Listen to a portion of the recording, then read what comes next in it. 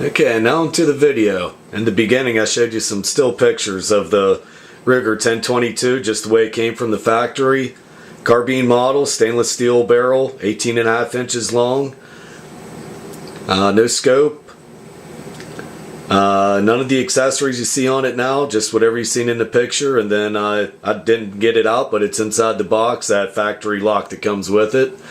So now I've done some upgrades to it, to the trigger assembly. I didn't show that on video because there's so many YouTube videos on how to upgrade your trigger assembly, so I figure we'll just get right to more of putting the factory gun into the Fab Defense stock and showing a little bit of how-tos for it. And I'm going to do a review, but the review, probably the first part of the review, is just going to be on the quality of Fab Defense's stock. The second review will be on their customer service, which was pretty interesting to say the least. So before I get started, I'm just going to zoom in here, and I will apologize ahead of time. When I do videos, I do say a lot of times, and I know it gets annoying because it gets annoying to me when I hear other people do it. But please just bear with me. And well, first I'm going to show you some of the things here that came in the Fab Defense 1022 stock. I'm going to try to get some close-up images of it.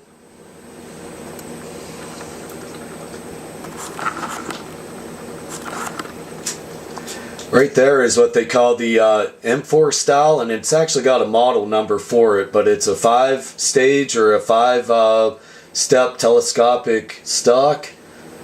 And there's also a cheek rest on it that adjusts up and down. I'll show that here in a second. That's all aluminum, CNC machined upper rail. There we go. That gets it in the picture a little better. And the piece you see in the center, that's when you have a standard Ruger barrel and not the bull barrel. That piece will go in to take up the space. And right there is the cheek rest. And we'll get some better angles of this so you can get a better look at it.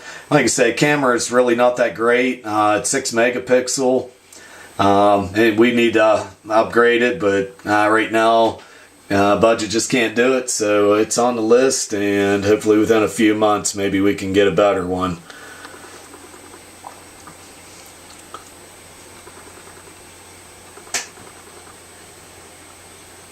That's the German-made GSG rotary drum magazine, 110 round.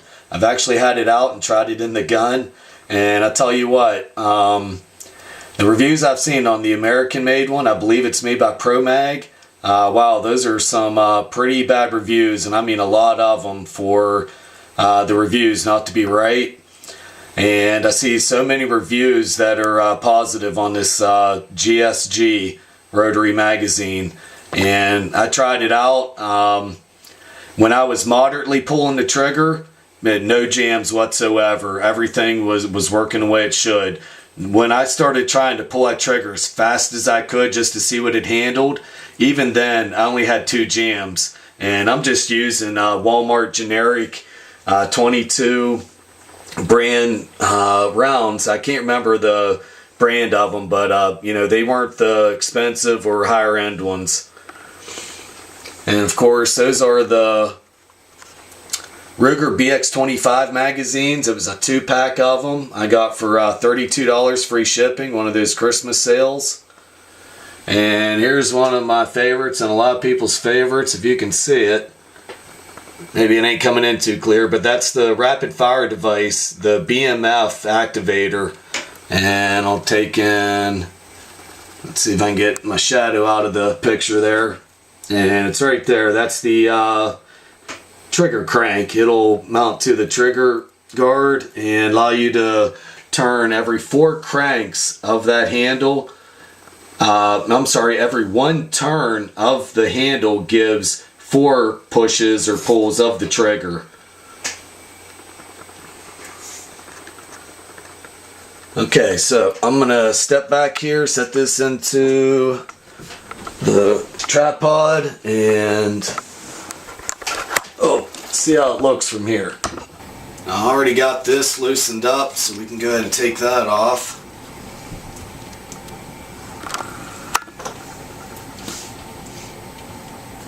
And next thing's going to be a stock bolt.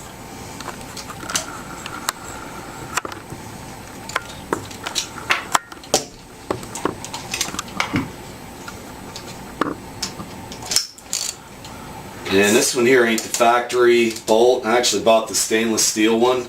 There's a lot of stainless steel I took and upgraded for this gun. I'll show a little bit more as we go.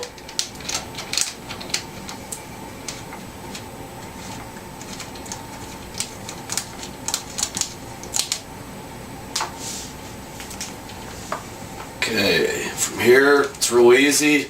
I'm sure you've seen all the videos, you even have the gun yourself, so you know how to do it.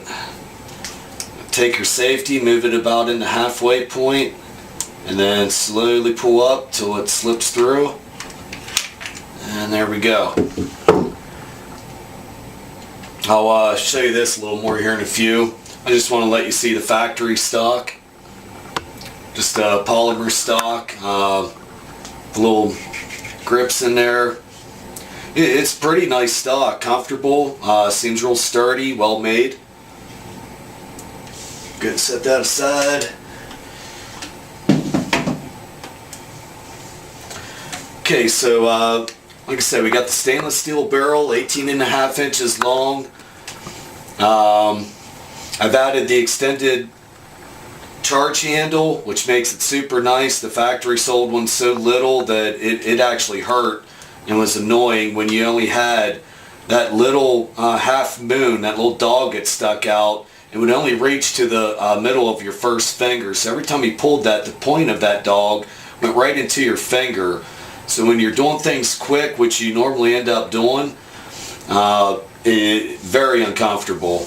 So I added that on there. Of course, the Timber Creek extended mag release. I even bought a shim kit. A guy on eBay sells them. They're stainless steel. I think they're around 5 thousandths thick each, or somewhere in there. And what that does is you stick that in between your components inside, one on each side of a component. And it takes up a little bit of slack. But as you can see, this one still wobbles side to side. It's not a deal breaker, but you still like to have your parts kind of a little more firmer on there. Let's see, and this is, oh my mind went blank. Yeah, pike arms. The original, of course, from Ruger is plastic, and it just didn't feel right, look right. So I wanted something with that, excuse me, polished aluminum look to kind of match the barrel, and eventually I'll polish the receiver a little bit to help blend everything in. This has the Volquartsen auto bolt release, Volquartsen hammer kit, and along with the pike arms trigger assembly, it came with, I forget what it's called, auto trigger adjust, or just trigger adjust. What it is a set screw that comes down the back right here with the spring, and then you can set the tension on the trigger. So the other stainless steel is the V-block right here. That's stainless, and it seems to be quality stainless.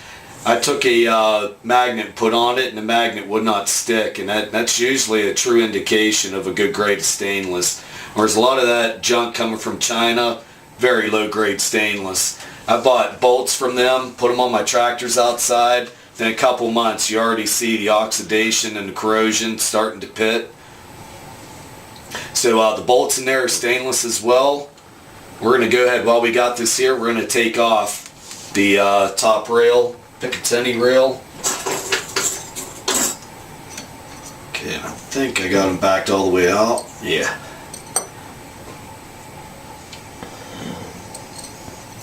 Okay, we're going to set that aside.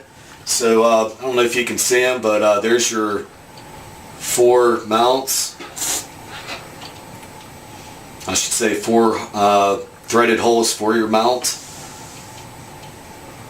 And while I'm here, I also say I put the stainless steel pen with, I forget what type of material, that's kind of like a hose shoved over it, but it's a bolt buffer.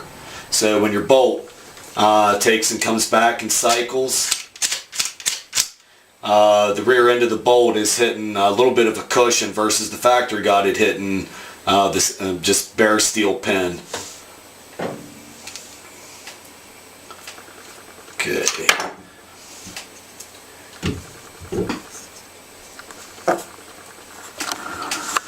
So, I believe the first thing we should do is take a look at this.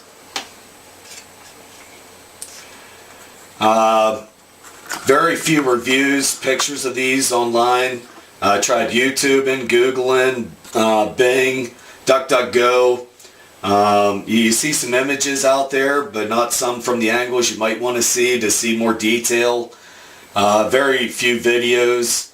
And so when I got this, I just got it today, straight from Israel.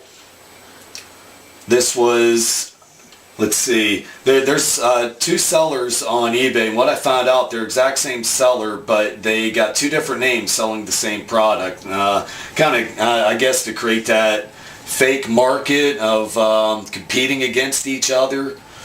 And well, the one seller's price was lower than the other by about $10 to $15, so I just went with him. And after it converted from their currency to American, this was $190 plus shipping, and it was a standard rate shipping, not economy shipping. It had tracking, and it actually made it here in 7 days. I couldn't believe it. Some of us have ordered things, well, a lot of us have ordered things from China, and you didn't see it sometimes for a month, and we've even had things take 2 months. But this here, 7 days.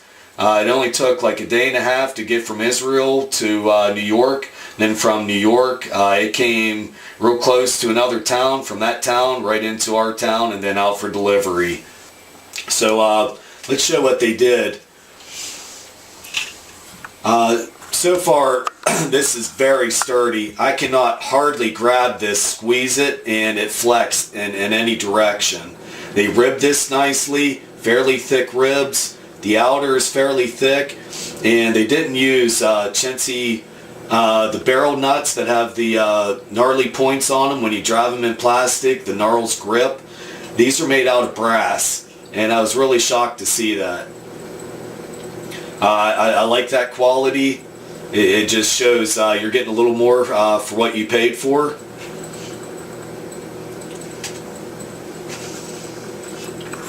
And the grip on this, I like that when it's not the 3-finger, even though that's comfortable too. I like the 2-finger spaced together and then one here. For my hand, it just feels more comfortable. This here is for adding a one of those sling. You push the button, they pop in and out. You can go to either side of it. Underneath, you push the little tab in. This door opens. Oops, I dropped a nut out of the upper part. This will open. You store a Allen wrench or batteries for your optics. Whatever you can think to put in there. So let me see where that nut just fell down to.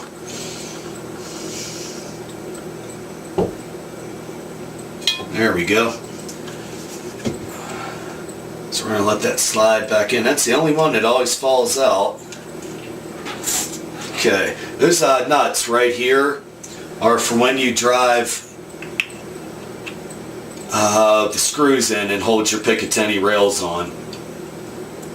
And the slot they go into is a nice tight fit. There's no back and forth movement where after time the nut spinning back and forth is going to start digging a groove into the plastic and then allow the nut to spin.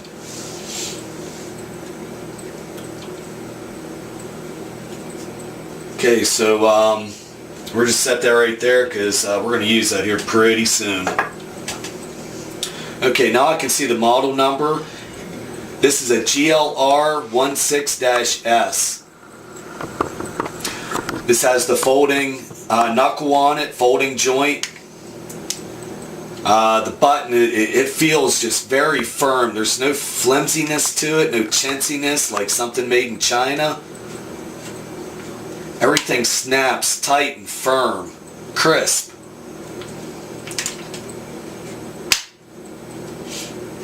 This is aluminum buffer tube. Like I said, 5 position. This here, very little slop, wobble. It's a nice tight fit.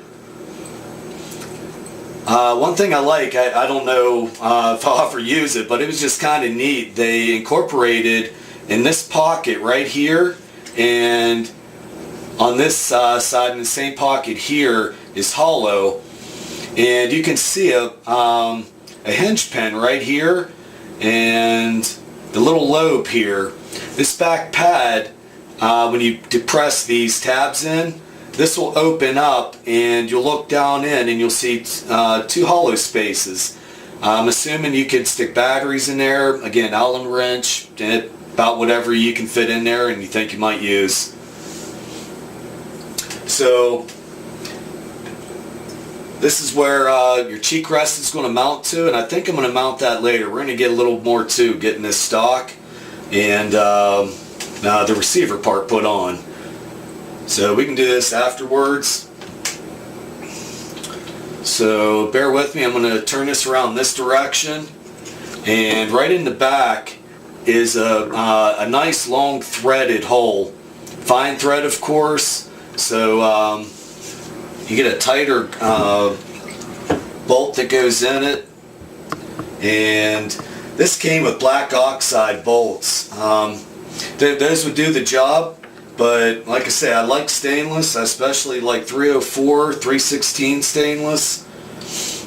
So went out to our local True Value hardware store, and I couldn't believe they had the amount of millimeter bolts that they do and the variety of different heads on them. Like in this is the Allen head or hex drive, cap head. I believe this was an M8, can't say for sure. I'm not good on millimeters. I mainly deal in thousandths and fractions, you know, the American system of measurement. But I'm getting to learn millimeter system a little bit. So let's go ahead. I should have left that open. You're going to bring it open like that, spin it around.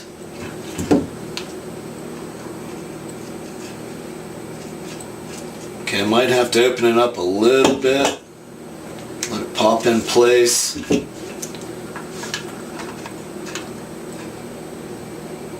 Okay.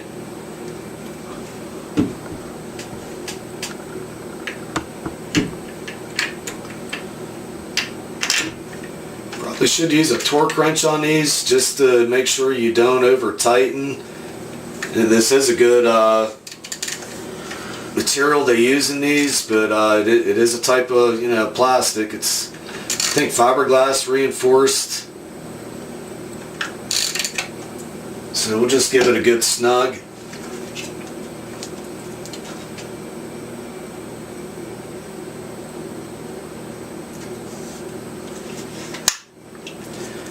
I don't know if you can see this in the video, but there is very little ability to move this. I mean, it's not jiggy or anything. If you put enough force on it, sure, you can move it a little, but overall it's a nice solid fit.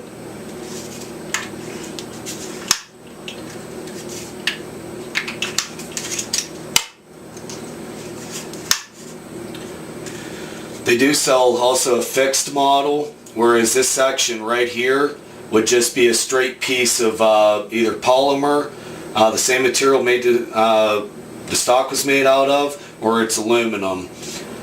And we'll get into that a little bit later. My dad's a machinist, at a mill where they produce titanium for places like Boeing.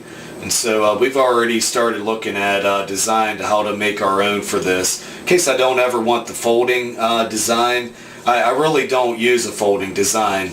But the reason I bought it with it is because if I buy a fixed stock with a straight piece in here, it would be much harder for us to design a very good pivoting joint versus just go ahead and get the pivoting joint, and if I don't like it later, we can a bit more easily go ahead and make a fixed straight piece just to fill the gap. There's a roll pin right here you can punch out, and so that's how you would disconnect the two pieces here and then add in a fixed piece. Okay, I think we're actually ready to go ahead and set the gun down in, but we're hoping the batteries last long enough here. I'm not sure exactly where we let off. I had to quickly download the previous part of the video I recorded to the computer to save it, and I didn't go back to review or anything, so I'm just going to start off here, and we're going to get to I was telling you before, my dad is a machinist, and he took the stainless steel MP5 screws for this. They're stainless. Here's the originals that came with the Fab Defense kit, and the stainless heads were actually a bit taller, about 20 thousandths more than what they need to fit this. So what he did was just real simple. Not nice way to do it though. He took some cold roll steel, tapped it to the 5mm. Oh, maybe I should do it like this. Threaded that all the way down in. Chucked this up into the lathe, and then he machined off about 20 thousandths. He did that with each bolt until each one would sit down below the area that we need them to. And in this case is this little filler piece, so that the standard size Ruger 1022 barrel will rest right on this. So we're going to go ahead and install that, which is it is real simple. I'm not teaching you guys anything here.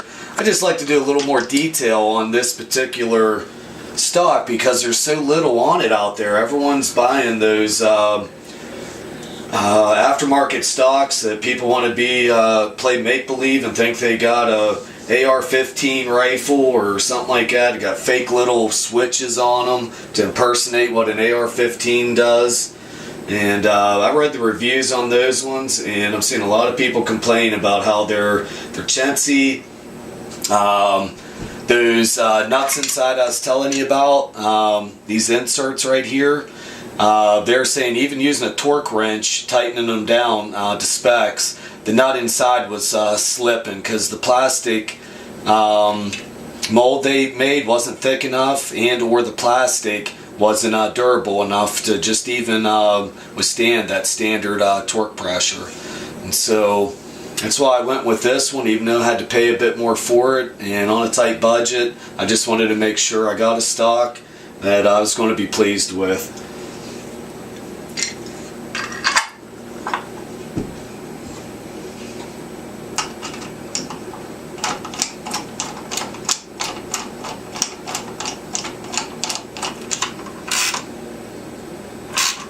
And you can start to feel when you just don't need to go no further. It's snug enough, and from the gun vibrating from shooting it and the recoil, whatever, they're not going to come back loose. I'm just going to go back and just give it a like a tenth of a turn.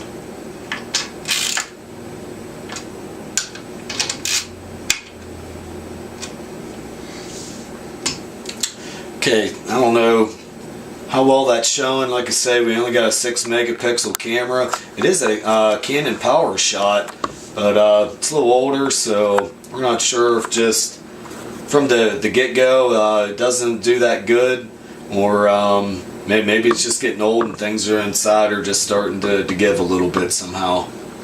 So I also installed the side Picatinny rail.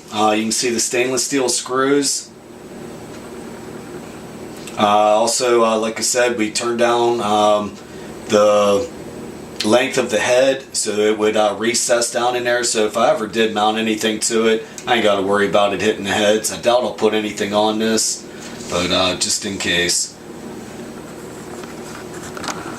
So let's get to and putting in the receiver and barrel and trigger assembly. I know you've seen this before. It's pretty simple. It's pretty much a one-way method. You're going to center up your safety here, set her down in, put the back in first, and then let the front kind of fall in place. Now this one is fairly snug. Now at first I thought it was so snug that I wasn't going to be able to get it in, and I was thinking, oh geez, it's like the other people saying about Tactical Innovation stocks and several other brands that they had to come in with a file or a Dremel and actually shave out plastic just to get the receiver to go in. But on this one, I found out I just got to give it a gentle to moderate tap, and let's see if this goes good here. Had this pop right in place yesterday. There we go. And that didn't hurt anything. That's just a moderate pressure put on it, and so we got everything coming up flush with the stock, and back against the trigger housing. It doesn't go back any further. There's just a tiny little gap in there, and that's probably for clearance so you can get everything installed nicely. Back here, you can't even hardly get a fingernail in there, so that's a nice tight tolerance. When we come up to the front, I'm pulling pressure down right here, and I'm shoving, I'm compressing the two, the forearm and the barrel, and there is just very little, I mean just a few thousandths gap in there, and so that's pretty well casted. So we're going to go ahead and get our bolt put in. There's a site that makes titanium thumb bolts for this, and it was pretty nice. My only problem is they wanted $25 and then the shipping cost, and I says, well, I know titanium's expensive for the material, and then machining it, you can sometimes go through a couple cutters because it dulls them pretty easily, but I wasn't about to pay nearly $30 just for one bolt. So later on I'll take a larger stainless steel bolt and take it up to the lathe. My dad's got the tool to put the gnarling on the outside edge of the head, and then we'll turn down the shank of it to the size threads here. And I won't be able to make my head as big as say on the factory because of this molding right across here. You can see that diameter can't be as big as maybe what I wanted, but I can maybe make it about the diameter of a nickel and still have plenty of clearance, and then put a straight slot across it so you can simply just take a quarter. And same on this, you ain't got to wrench it tight. You want it good and snug, but you know, just go easy, and then just give it that extra little whatever it is, tenth of a turn, or you know, not even more than nowhere near a half turn, but I'm sure it's best recommended to use those torque wrenches to get it precise. But you know, if you got a good feel for it, you'll know when to stop. Okay, we're gonna go around the other side while we're here, and we'll get the other Picatinny rail put on. So we've got our stainless screws.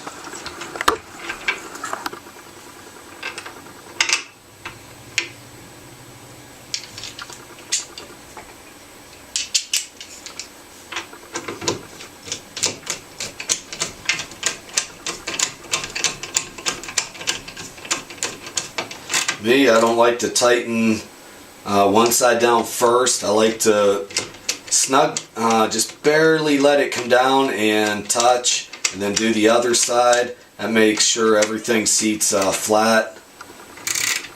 And then I just go back and forth a little bit. Kind of like when you put your rim on your car, you do that star pattern and evenly presses things into place. I don't think there to be much of a problem with this not going right into place with just 2 screws, but I still do that process. Okay, so wow, I'm actually a bit impressed. I like that. Oops. I don't know. So what do you guys think so far? I got more stuff to put on it here in the video, but just sitting like this, what do you think? Usually the first time I do upgrades, the things I get, I end up changing, because what I seen in my mind and pictured it being on the gun, after I got it, put it on the gun, I just says, absolutely not. What was I thinking? But in this case, I think I got pretty darn lucky. I'm well satisfied with that so far. So, next thing I think we'll go ahead and do is the aluminum optics mount, and that's the top rail. And what I like about the way Fab Defense did this is everything is connected. One thing is supporting the other. So what we have is the front piece here, and this is all one piece of course, with 4 screws that go down in the forearm. And then in the back you have your 4 factory screw holes that go into the top of your receiver. So that bridges everything right in line and just keeps everything just nice and firm. And you can see they did a cutout here like some of the other tactical stock manufacturers started doing. That way you ain't got to tap out this little dovetail from the barrel. So there we are. And right now I ain't got the stainless for this. This was one of those really odd sizes. And so for now I'm going to have to just go with the factory black oxide. Let's see if I can find that without having to look down through. Okay. There we go.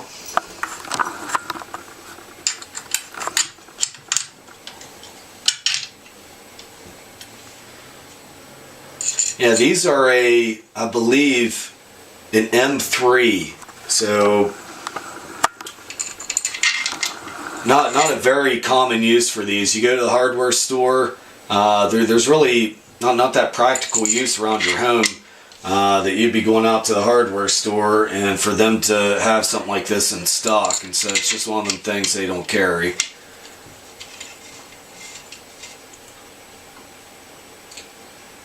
Okay, I can't remember.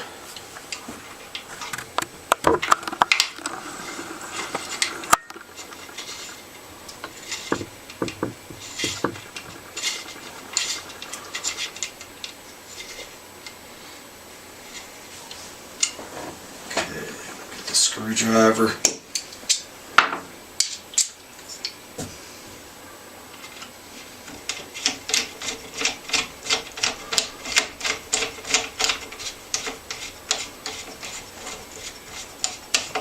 Now they're very fine threads, so make sure when you go to put these in, start them with fingers first.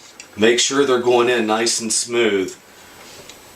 If they ain't started in at least several threads before they get a little snug, don't go any further. Take them out and try again. If it keeps doing that, take your receiver off, look down in, and you might have to get a light and a magnifying glass and look at the threads. There might be a burr left over from the die. Might have been junk that got down in it while they were bagging things up to ship them out. And then after you get your screw down in there several threads, you can then go ahead and use your screwdriver. You know you caught the right thread and you're not cross-threading. Okay, and again, I'm not going to tighten these up because first we want to make sure the 4 screws up here on top of the receiver for the scope mount, they're all lined up the way they should be. Now when I test fitted this a little bit ago, just holding it on by hand, looks like everything is lining up nice. Looks like they did a real good job at putting some detail into making sure you got a nice placement of matching up the hole to the screw hole. So these here are special thread. I was hoping they were like a 632, and what I found out, they are a 648. A 648 is a thread often used in guns. And so again, when you go out to the hardware store, you probably won't find a 638 in just a standard steel bolt, let alone stainless. So I called Ruger up and told him I was interested in the actual stainless steel. And what surprised me, the lady says, "Oh, not a problem." She says they do have them, and for my 1022, and she says we'll get those right out to you. You'll get them here in about 5 to 7 days. Now I was a little worried because when I started looking these screws up on eBay to see if I could find them on there, there's a lot of sellers on there calling things stainless finish. If you read the fine print, and sometimes you got to worry when it says finish, that doesn't necessarily mean it's stainless, and from my experience oftentimes it means it's not stainless. It just means it kind of looks like stainless but it's made of something else. So I called Ruger back, and surprised me, I got the same customer service rep, and we both ended up saying, "Oh yeah, you sounded familiar." And I says, I'm not questioning you, your expertise. I says, I just was a little bit worried, and so I wanted to confirm, these actually were stainless steel screws. And she says, just hold on a minute, I'll check that out for you. So she got back on the phone, she says, those are actually stainless steel. And I says, okay, because I was also worried I can't find them anywhere on your website. She says, I see what you mean. Actually, for whatever reason, she don't know, but they're not listed on their website, but they can get them. And so I can't wait for here within maybe, hopefully just 5 days. That one. My screwdriver, somehow the tip got a little magnetized, and now whenever I'm trying to turn this, it like flips the head of it a weird way. But okay, there we go. We got that one. Yeah.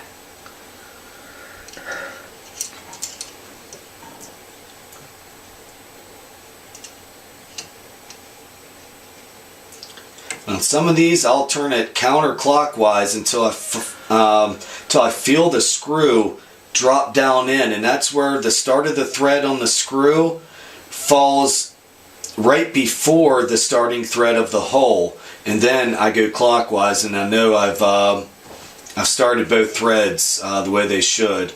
And so yeah, they're not cross-threaded. If you see the cost of what gunsmiths want, the cheapest price I found was $60 an hour, and I've seen it all the way up to $100 an hour, and I said there's just no way I'm going to pay you even $60 an hour just to drill and tap that.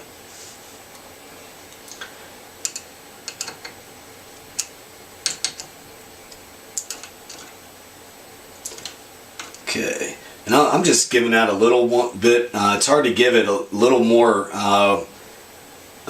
with what it needs versus this little screwdriver. So later I'll get a better screwdriver tip for this and just give that a little extra torque.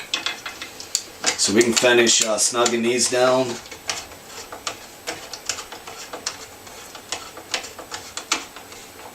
Again, I'm just going to go real gentle. I'll have to take these back out anyway, because I ordered the stainless screws for these ones, so I'm going to replace them.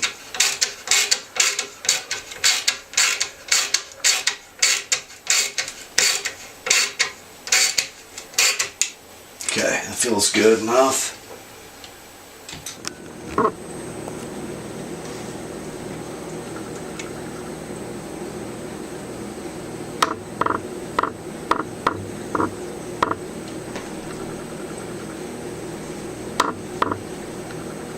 Okay, so this is just your, it was actually around $24 for the bipod.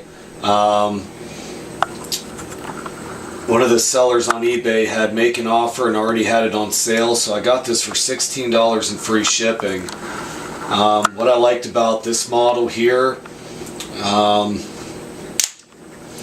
the legs have the individual serrations or adjustment notches, so you can actually set one a little higher than the other in case you're on an uneven surface.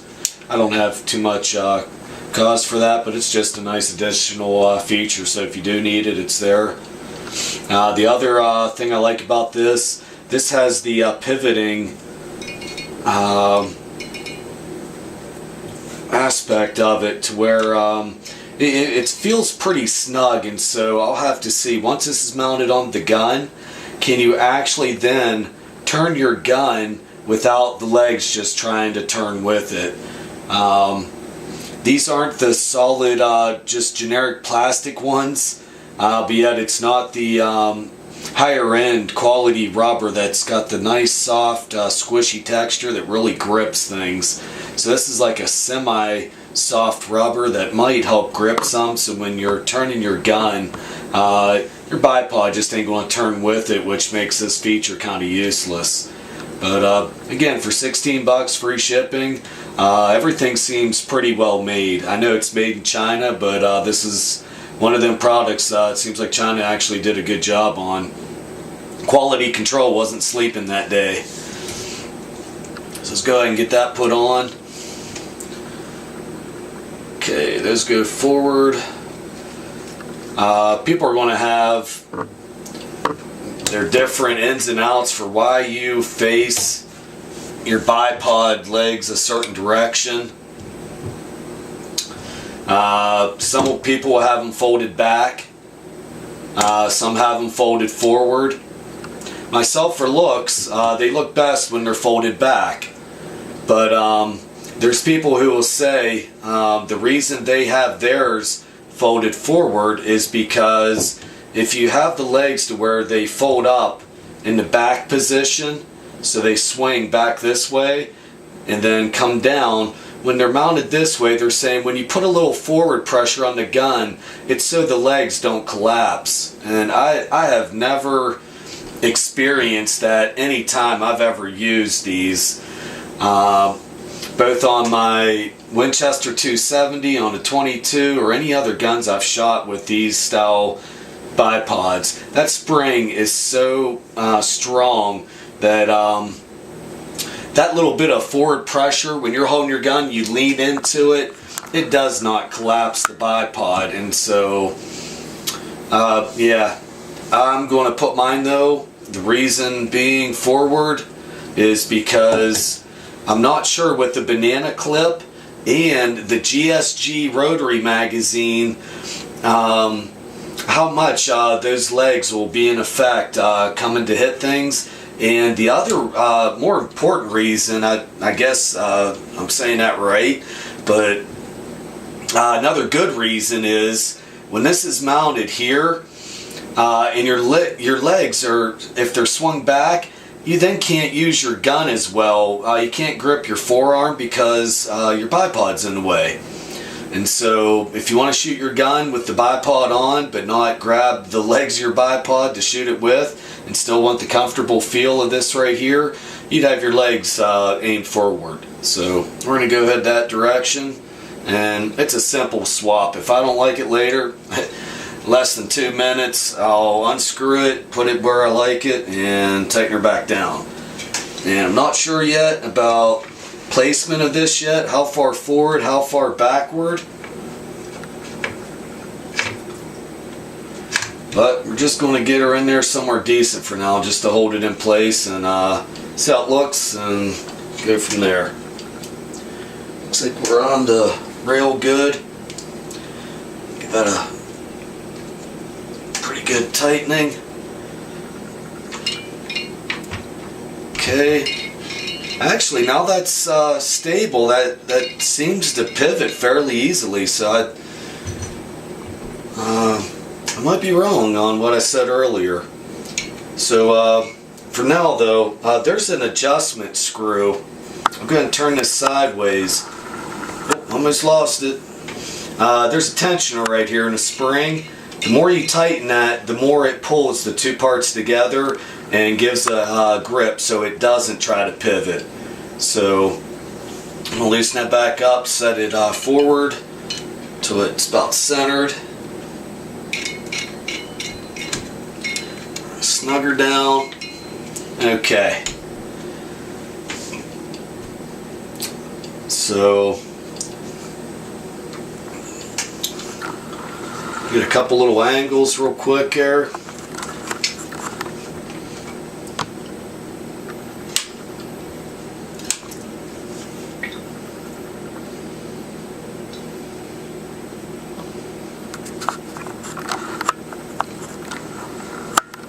See, it's off just a little, but it ain't gonna hurt nothing. Tighten her down later. Okay. And this is a 6x9 bipod. I tried to do a little research on it, that when you have the Ruger's BX25 banana clip magazine, how far that comes down, and will my legs be long enough to even have the clip in and use the bipod without the banana clip hitting the table. So looking at right now with the bipod collapsed, it looks like there's going to be enough room. Looks like plenty of room. So let's see overall. Oh yeah, I think that's going to be fine. Okay, I'm going to go ahead and set that back down.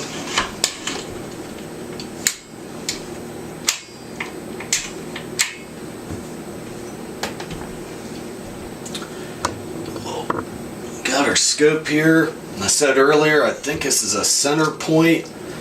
Nothing real expensive. Rimfire scope.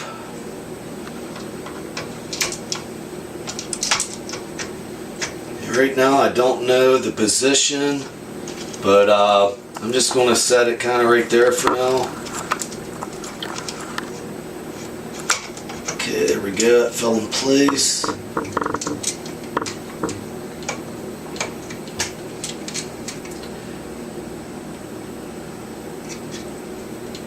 Okay, those are a medium height scope ring, and we got plenty of clearance here. There's at least 3/16 gap here, and then you can see you got all the world of space you need there. So no clearance issues. While we're here, before I put on the cheek rest I haven't put on yet, so I don't know how tedious that's going to be to get on. It should be easy though, but I'm going to go ahead and save that for now.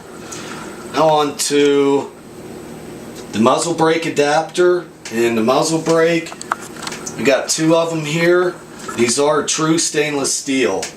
I got a strong magnet put on it and it did not stick whatsoever, so chances are that's right around a 304 to 316 stainless. And I kind of don't care what anyone else says unless you got some special design muzzle brake. Muzzle brake is not going to reduce recoil on a 22. There's hardly no recoil on a 22 to begin with. So if it does reduce recoil, I mean, you're on a like feather scale of testing it. The only reason I got the muzzle brake is just purely looks. I like how a couple other people's guns looked, and I thought, wow, with this setup here, I think it's going to add a nice feature to it. So first, the adapter. You'll see the silver anodized aluminum adapters, and I don't care for aluminum. when it comes to that, especially when they got tapped holes that are that thin. They often strip out. What's going to happen is like a lot of other people make complaints with the aluminum ones, not only the steel, but on the aspect of aluminum being a softer metal, the vibration of the gun, recoil and such, the screws like to come loose. And so you're constantly retightening them, and you're trying to over tighten the next time to make sure they don't come loose again. And what it does, it starts to pull out little shavings of aluminum until you end up getting a sloppy thread that just don't hold. You can use a medium grade Loctite. One guy on YouTube I watched a video of, he got pretty clever, I think. What he did was to help ensure these things stay put. On the end of his 22, it's got the same pressed on sight with this band. He set the adapter on without the set screws in. He took a transfer punch and came in through the holes and marked it. Transfer punch will have a center point on it, and that way it marks the direct center of the hole. So he came through with the center punch, marked each one, took it off. He's seen the dimples. Then he took a small drill bit and just barely created a taper in there. And then that way the oval or the point of your set screw, depending on what style you have, actually kind of recessed into a little slot and gave a little bit better place for it to create that friction up against the other metal and help snug it down. And then from there he also added a medium grade Loctite just to help ensure it stays put. I'm not sure exactly what I'm going to do at this point. What I think I would like to do, and I'll show you why, I would like to remove this. The way Ruger did this, I don't like at all. They didn't give you that nice ability to remove this piece in case you wanted to thread the barrel or to just remove the sight and add another type or whatever. It just makes it nice when they add features that where you can adapt things easier. And so when I have this on, I don't like how bulky it just kind of don't seem out of place. Or I'm sorry, it just kind of seems out of place. And maybe up close it might look better, but when I got back and looked at it and looked at it from a few angles, it just didn't look right. So I'm going to just thread that on barely. Catch that first thread. There we go.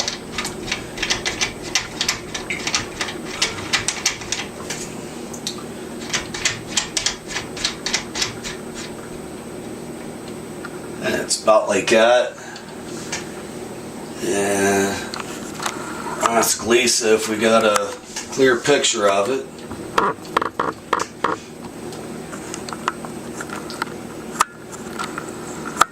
Okay, so I'm going to ask you guys, what do you think? Do you like the looks of that one?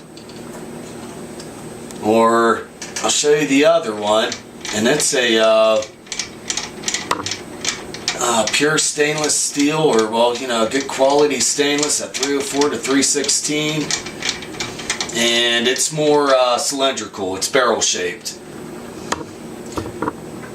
This has the very tiny pinholes on bottom and the slots on top. I believe the bigger slots go up and the smaller holes go down.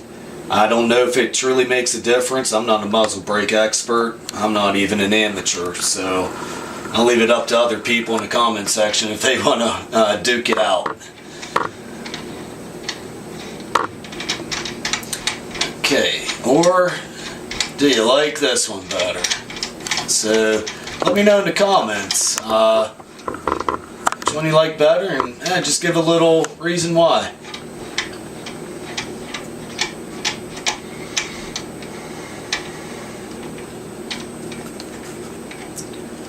Okay, there we go.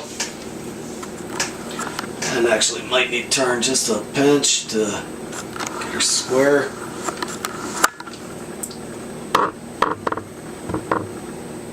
But I'm going to look at removing that sight and seeing if we can stick this in my dad's lathe and thread that ourselves. I'd like to have an actual threaded barrel to where I can put these on and off. It'd be better for appearance. If it ain't a whole lot of work and time, I might as well go ahead and do it. It's winter. I got nothing better to do, so. Alright, so now I'm going to take that off, and before going on to the next step, I want to make note of one more thing. It's kind of important. You'll see in this one there are 2 set screws about evenly spaced from the back side to this front ledge, and I said about. It's a little bit off, but when you have 2 set screws, it does make a difference, not just for holding this thing snug, but it holds it even. You'll see other ones out there that only have 1 set screw in them right in this area. You'll see others that then around each side has 1 other set screw. The reason you probably don't want the ones with the single set screw is the bore of this, if it's machined a little too big and it comes on here and you got a lot of slop, you can see the amount of slop in this. If you tighten the 1 set screw up, what it does is cock your adapter in place. And so then when you put your muzzle brake on, the further you come out when something's eccentric, the more error there is for it being straight. And so if you got your muzzle brake that's on that much of an angle, when you add this, that means your the bore of your barrel being 180 degrees coming out versus your adapter now being a different angle, you run the risk of your bullet hitting your muzzle brake. Now these are actually, and I should say, these are actually 223s. And the reason I knew I could go with these ones is .223 and .22 long rifle. A 223 is 3/1000ths bigger diameter than a .22. And so that told me if they made these to work with a 223, it seems to reason it should work even better with a 22. And so when I install this, I'm going to have either my gun barrel cleaner, the rod you shove up and down, or I'll use a set of transfer punches that are graduated in by several thousandths. So I'll find one that fits the bore of the barrel by just a couple thousandths smaller, shove that into the barrel, and as I put each component on, I'll make sure that punch is centered in the bore of the hole. That way I can ensure before I shoot it that that bullet is going to clear everything on its way out. Okay, let me set these over here, and I'll put these on for good later. Okay, camera shut off again, but we're good to go. Kind of happened at a good moment this time. It took me just about a minute or so to figure this out. So what we do is go ahead and disassemble the parts from the cheek rest, and right here in the stock, right around this area here where that's a storage compartment you access through the butt pad. This piece is going to go ahead and wrap around it. There's little notches in this piece here that's going to slide right into these grooves. So there's that one.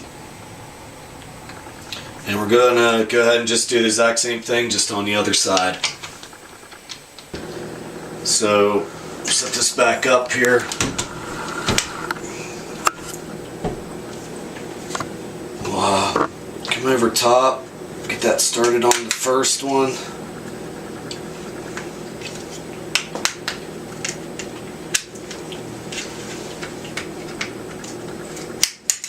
Okay.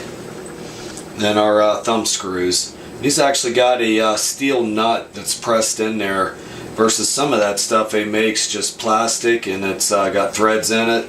and on something like this, it's very easy to strip, and so you're not long after you buy something and use it, you're left with junk.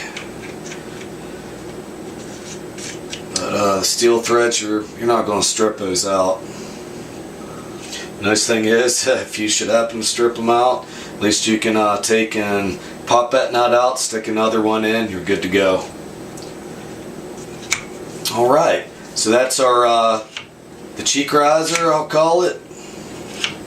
Cheek rest that it's adjustable up and down. So depending on what height scope rings you have and whatever setup, you'll still probably have a comfortable place and look down through your scope or your other optics. Okay. Oh, now, so tell me what you think, guys. And while we're here, I think it's a good time. Let me move around my chair here and grab this real quick. I don't know about you, but I've been wanting to see BX25 clips in there. The rotary trigger crank, which I'll show you a little problem I'm having with that. After I added that magazine extended release lever, you got problems now with how this BMF activator trigger crank attaches.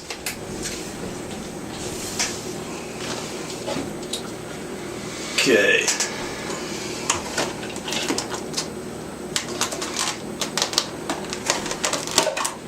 These are actually made by Ruger, the BX25s. I got very good reviews on them, no matter where I went. Of course, she had a few negative reviews, but in this case, positive reviews overwhelmed all the other reviews.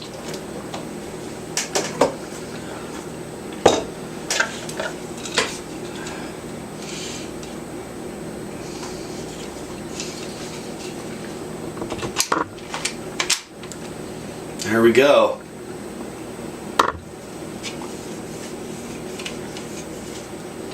So, set that down. Oh yeah, plenty of room. We still got probably about an inch, a little over an inch of space there. And this makes it nice with the way the buttstock comes down a little further, and it feels pretty good. So,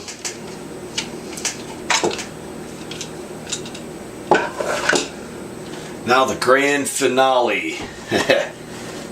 The GSG rotary drum magazine, made in Germany. And 99% of about anything comes out of Germany is quality made. Let's see, how did I open that?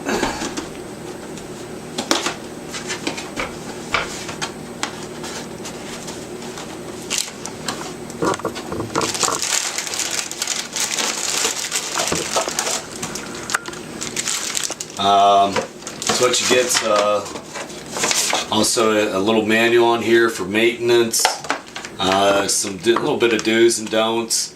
I don't think it really shows you how to take apart for disassembly. Maybe it does. Actually got a decent amount of instructions compared to what you get with the yin yang stuff. A lot of that Chinese stuff, you don't get no instructions, nothing with it.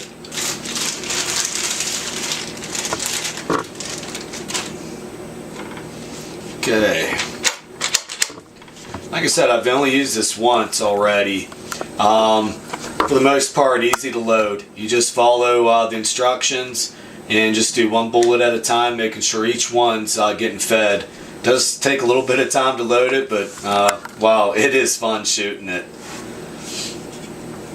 For the price I got this for, it was, let's see, I ain't got the receipt in front of me, but cheaper than dirt. I actually wanted $67, and I think it was Gun Mag Warehouse had it for, it was $43 on sale, and I grabbed that right up, and it was $8 priority shipping, and so cheaper than dirt. Wow. they're no longer cheaper than dirt.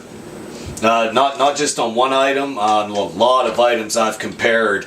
They seem like a lot of other companies. They come out in the beginning with a catchy name, and they do drop their prices in order to switch customers over from other companies. And then after a lot of you swing from one company to theirs and they feel they got you held there, their prices start climbing little by little.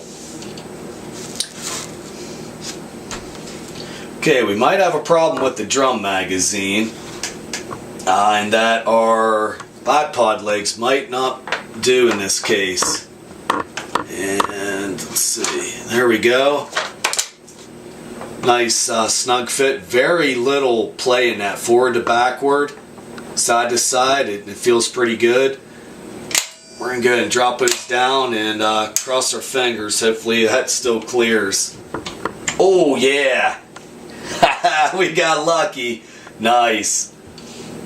It's kind of nice when you ain't got to take a bunch of props, you know, like boards and stuff to put on your bipod legs, hold things up so clips like these clear. You can just simply have your gun wherever you take it, and wherever you lay it down on, whatever it is, picnic table or down on the ground, you're going to clear. So, alright. So now we're going to go ahead and take a look at the BMF trigger crank, or the BMF activator. I showed you the video of close-ups on all the parts I bought in the beginning of this video, and you've probably seen BMF doesn't mean what you probably think or want it to mean. It means bullets move faster. Now I'm sure the people who came up with that name knew exactly what they were doing to create some laughs and some giggles. And so what we got here is a polymer plastic, very hard. I don't know how well it's made, just from the beginning, you know, to feel it. Checking tolerances, tightnesses, fittings, everything seems pretty well made. The trigger is ambidextrous. You can undo the Allen head bolt inside here, take the crank off, move it to the other side. So if you're left-handed, you can crank from the other side. I'm right-handed, so this is going to go on right like this. So you can see, if you get an extended magazine lever, you're going to have problems putting this crank on. So what I'm going to have to do is modify the handle to where I cut this off and make a piece to overlap the two, and I'm hoping somehow to I guess TIG or to aluminum weld, but that's pretty thin stuff. Now on the BMF activator, I read the instructions. Since you can't find hardly much about this, you see people using them in a few videos, but they don't really go into details about the structure, some of the, like, I'll call it components, how it was made. And I read the instructions, and my eyes immediately caught tension when it said it was sonic welded. So what that means is you're not going to take this apart and reverse engineer it without destroying it. So this was $29.99 off of Tactical Innovations, TI's website. The only site I could even find this on. Cabela's, Bass Pro Shop, all the others quit handling this after that incident out at the hotel out west. And so you can only buy this directly through either Tactical Innovations, or you're going to have to really search deep in those search results. I was on the probably the 5th page of my search results until I finally found a site that not just listed they had it and you go there and it says out of stock, but a site that said it's in stock and available. And after I clicked on it, added it to cart, it allowed me to check out. And sure enough, about 7 days later, showed up in the mail. But what we're going to do is reverse engineer this. We're going to end up coming in this area here, I assume, or maybe on this back side. We're going to cut this open, pull this apart, and what I'm certain we're going to see is a cam inside, or a cylinder with 4 lobes on it. If you turn this one turn, It's 360 degrees, and that equals 4 presses of the trigger. That tells me there's got to be 4 lobe-like things in there causing it to press the trigger. And here's what they give you. They give you hardened plastic screws. That's if you don't, the screws here are used to tighten up, I'll call it a C-clamp onto your trigger guard. If you don't want to use metal on metal, or the metal on your plastic rigger trigger guard, you can try these plastic ones. I don't know how well that holds up to being clamped on there and then cranking it if they end up stripping or breaking, but there they are. And these are 3 different lengths. I don't even know like what to call them other than just to show you what they do. I'll call them a little finger that you're going to put in this slot, and I'll use the longest one, although I found out the medium works in mine. So that goes, it did, into the slot, and can you see it? So I'm going to start in the up position, or going this way, and I'll come around. So that's 1, 2, 3, and 4, and then it starts the next one. So 4 presses per revolution. So you can do some simple math there and tell you how many cranks it's going to take just to do 110 rounds. So 1 revolution, 4 rounds, right?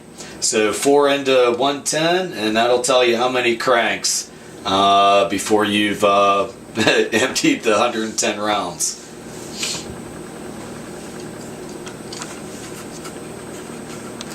Okay, I'm going to go ahead and put that stuff back away. A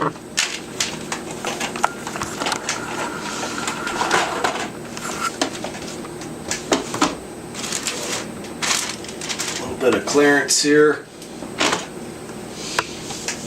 We're going to go ahead and I'm going to end up taking some pictures for a few friends of mine and my nephews, and so I'm going to go ahead and just stick this on right now.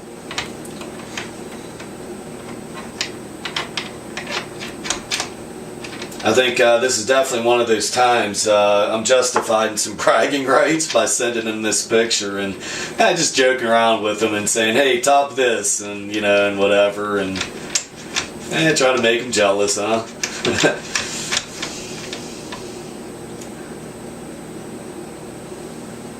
But they got quite a few guns I don't. A few of my friends, another family member, they got the AR-15.